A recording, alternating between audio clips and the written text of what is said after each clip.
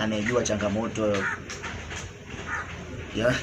ya maisha huwa shangazi. Sasa hivi ni hali imebadilika. Watoto wadogo sasa hivi wanaitwa watu wazima. Watu wazima sasa hivi wanaitwa watoto wadogo.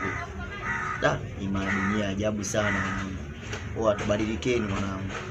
Usiwafiche, badilikeni. Tuombe sana Mungu, tufanyeni ibada sana. Ndio maana kuna zile familia ikifika Jumapili nyumba nzima huwa wanaenda kanisani. Hakuna mtu kubaki nyumbani.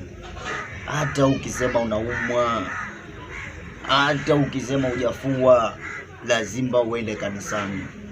Mungu awabariki sana walezi, wazazi mnaosimamia misingi mizuri ya watoto zenu. Hiyo nawapa hongera sana ndugu yangu. Nawapa hongera mno sana ndugu zangu. Hivyo tu yani.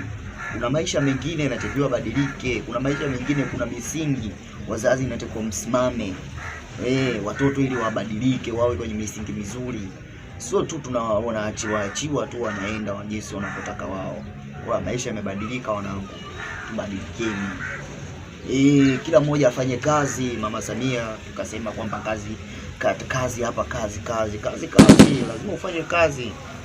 Mama akasema sasa utafanyaje? Utaibaje kitu cha mtu? Wanangu tubadilikeni. Haya ni maisha ya kwetu wanangu.